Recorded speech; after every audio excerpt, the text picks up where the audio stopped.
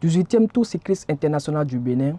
14 pays sont en compétition depuis ce mardi 2 mai 2023 pour le maillot jaune. Amis internautes de BL TV, bonjour et bienvenue dans votre émission BL Sport. J'ai commencé par le dire, pour ce nouveau numéro, nous allons nous attarder sur le Tour cycliste qui a commencé depuis mardi dernier.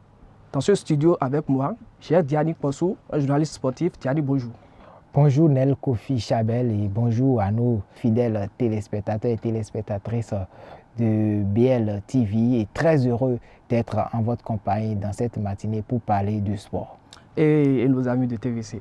Ça va très bien, ils vont très bien, ils pètent la forme comme on le dit et je suis vraiment content de partager ce plateau avec vous et de partager mes expériences et avec mes informations sportives à tous ceux-là qui sont actuellement câblés. Super. Juste en face de vous, nous avons Justin Adandé, lui il est de la maison. Justin, bonjour. Oui, bonjour Nel Kofi. Merci d'avoir répondu présent à mon invitation. Le second sujet qui fera office de débat dans cette émission est la Super League Pro qui a abordé sa 14e journée depuis le mercredi dernier. Sans plus attendre, nous allons faire une pause et revenir juste après ceci.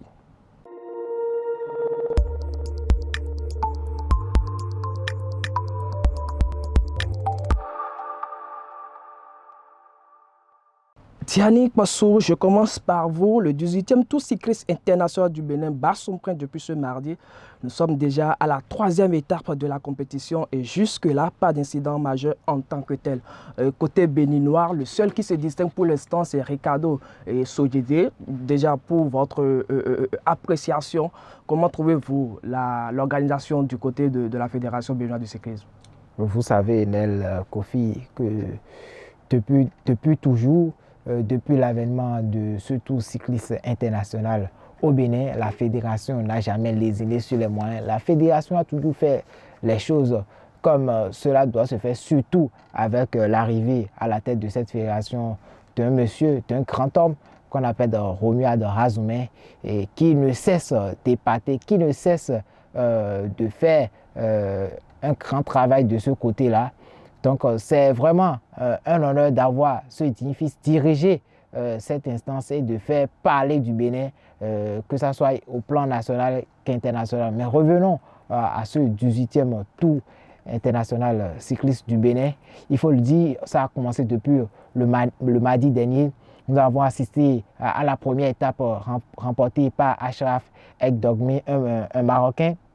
Après, la deuxième étape a été remportée par un Algérien. La troisième étape également remportée par le même Algérien qui a pour nom Hamza Yassine. Cela voudra dire globalement que pour le moment, ce sont les pays de l'Afrique du Nord qui dominent pour l'instant le débat. Nous avons des pays comme les Pays-Bas, la France qui sont là, la Belgique. Mais pour le moment, c'est quand même les cyclistes du Maghreb qui dominent le débat. On a également le retour de Paul Daumont, lui qui a été maillot jaune lors de l'édition 2021. En 2022, il n'était pas sur l'expédition, mais cette fois-ci, il est revenu. Mais pour le moment, il a du mal véritablement à s'illustrer. C'est ce qu'on peut retenir de point de vue global sur cette compétition. Mais de manière particulière, en ce qui concerne les cyclistes béninois, il faut le dire, nous n'avons pas cette habitude, nous n'avons pas cette culture sur le vélo de pédaler et de faire toujours forte impression. Mais rassurez-vous que pour ce tour, la fédération a quand même mis les moyens pour en quelque sorte hisser le drapeau béninois au sommet, et c'est ce à quoi nous assistons avec la percée remarquable d'un certain cycliste qu'on appelle Ricardo Sodjede, lui qui pour le moment constitue l'hirondelle qui fait le printemps au niveau des guépards cyclistes. On a vu sur cette troisième étape, il a terminé 7e, pour ne pas dire que c'est le meilleur rang depuis que le Bénin participe à ce tour, ce qui voudra dire tout simplement que le jeune est entré tout simplement dans l'histoire du cyclisme béninois. Justin, 3 étapes également, comme l'a dit Diani. Et la première étape, Parakou Djougou, qui a été dominée par le Marocain Achraf, qui a terminé en tête du peloton et il continue d'être le maillot jaune. La deuxième étape remportée par l'Algérien, ainsi que la troisième étape, disait-il Diani, le seul béninois qui fait l'hirondelle qui est en train de dominer cette compétition, en train de faire leur honneur au pays. C'est bien Ricardo Sodjegbe qui a terminé respectivement 14e pour la première étape, 12e pour la deuxième étape et 7e pour la troisième étape.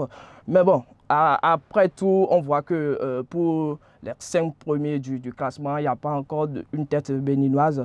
Est-ce que nous allons dire que le Bénin peut toujours dominer sa propre compétition? Merci Nel Kofi. En fait, si nous allons parler de tout cyclisme, nous allons circonscrire le débat.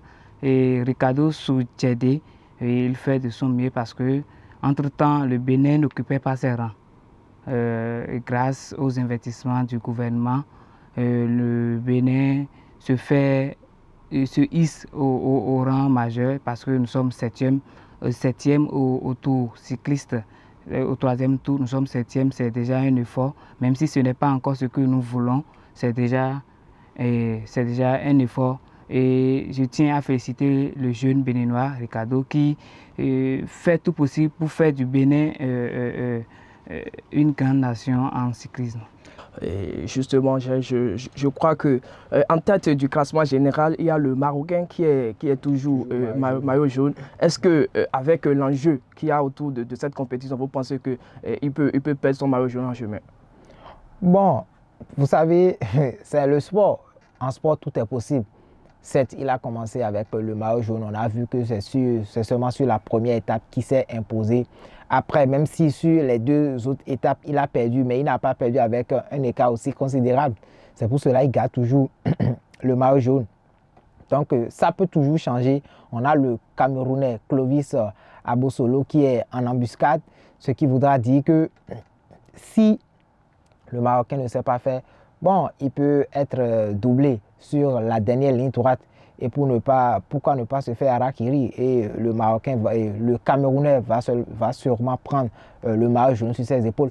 Mais ce n'est pas ça ce qui me préoccupe. Tout à l'heure, vous avez dit que le Bénin peine à dominer sa compétition. Certes, la compétition s'organise ici au Bénin, mais vu l'enjeu, vu aujourd'hui le niveau de la compétition, si on disait à un averti du cyclisme béninois que cette année, par exemple, il y aura un Béninois qui va occuper la 7e place, je suis sûr qu'il va signer tout de suite.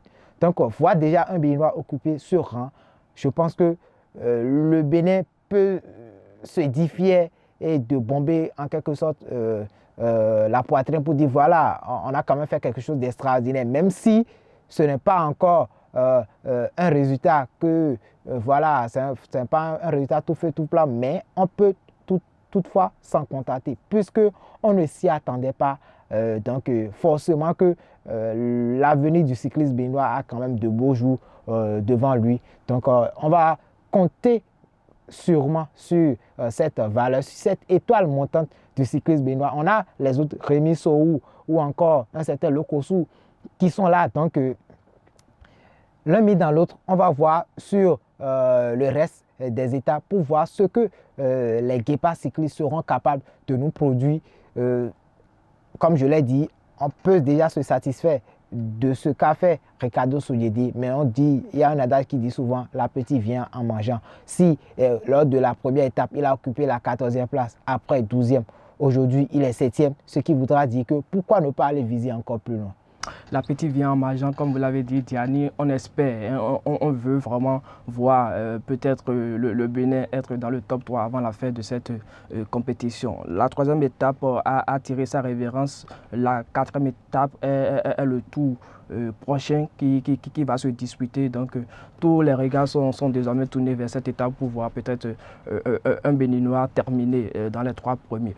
Nous allons prendre une courte pause et revenir pour le deuxième sujet.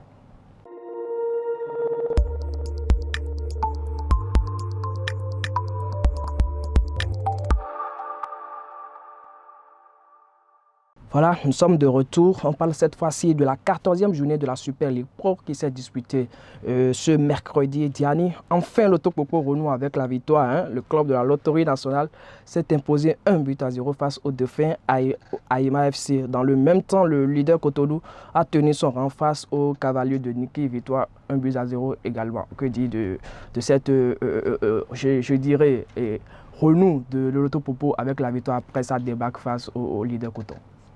Bon, c'est quand même un soulagement pour cette formation de la Loterie nationale du Nord, même si bon, c'était pas un débat face à Coton. On a vu que c'est une rencontre qui s'est jouée sur des détails. On a vu au match aller tout ce qui s'est passé avec l'arbitrage. On ne va pas revenir encore sur l'histoire. Au match retour, on a vu également que ça s'est joué sur des détails, en l'occurrence un pénalty qui a été transformé. Et puis bon, vous savez, ce sont les faits de jeu, ça arrive. Et puis bon, aujourd'hui, l'Auto a quand même déjà tourné la page.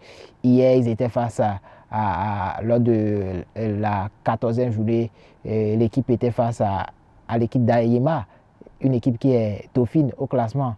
Si on fait quand même un flashback sur les résultats du match et de la phase aller, on peut facilement déduire qu'au match aller, Aïma s'est imposé à Grand Popo 2-1.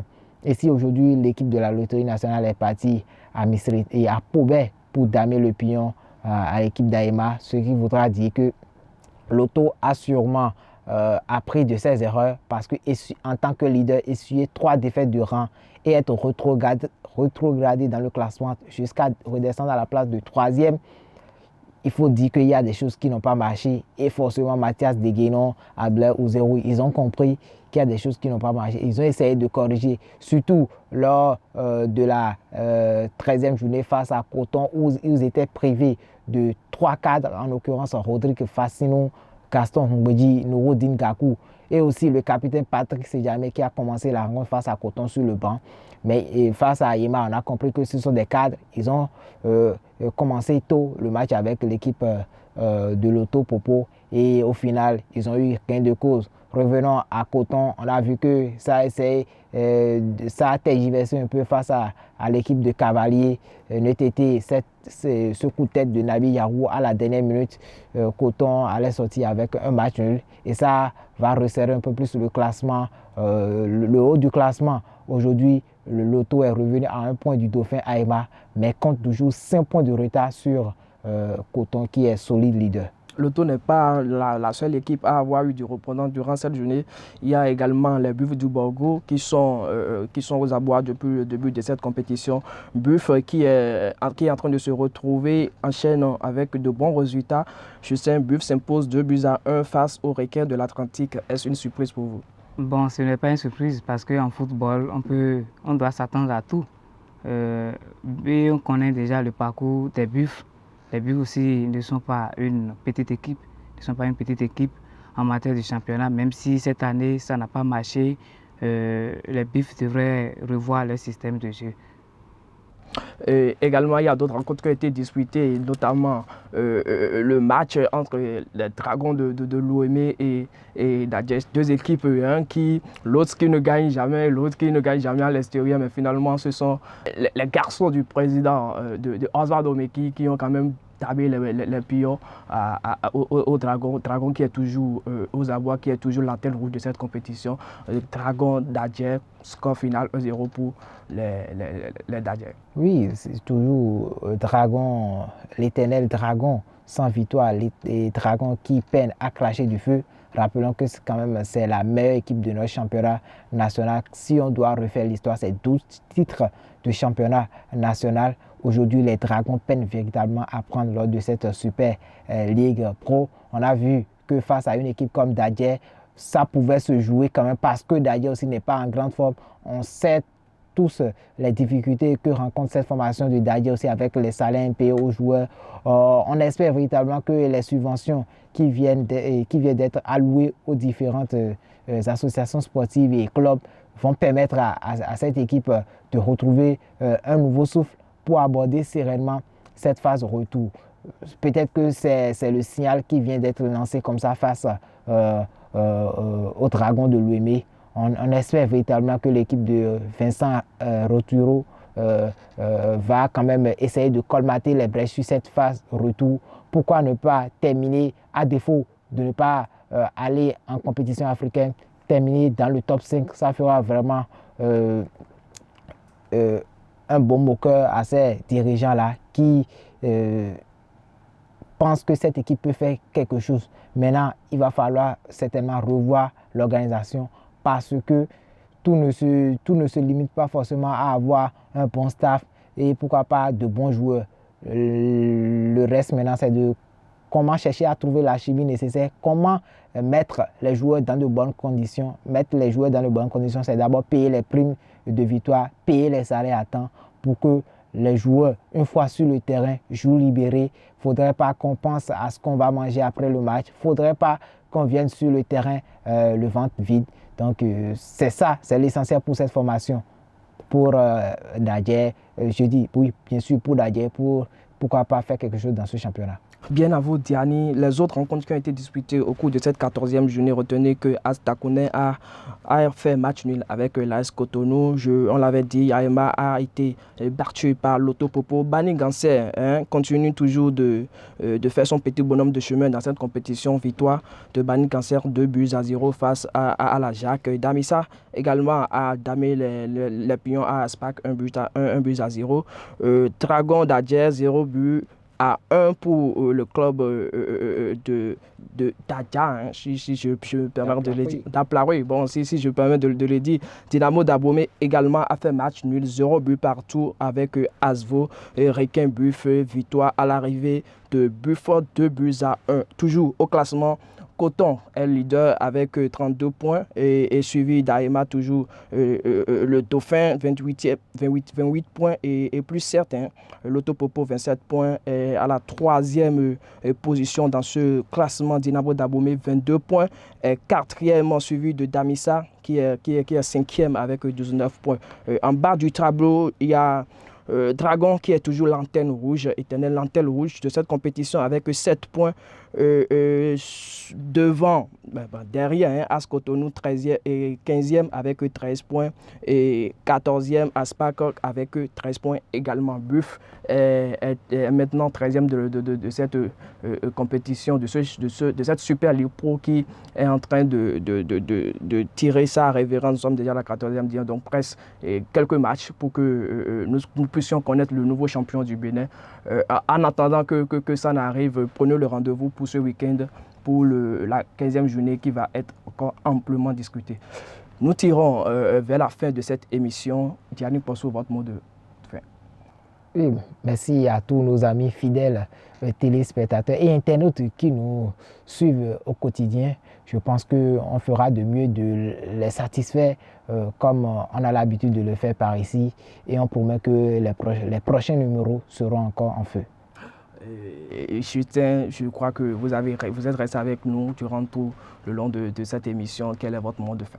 Oui, moi, je tiens à féliciter le gouvernement pour ses efforts en matière de sport, dans le monde sportif, parce que, vous savez bien, le vendredi dernier, il a subventionné les associations sportives. Donc, moi, je tiens à féliciter le gouvernement et je lance un message aux dirigeants, aux acteurs sportifs de faire bon usage de ces subventions-là pour que le sport béninois se révèle au plan national qu'international.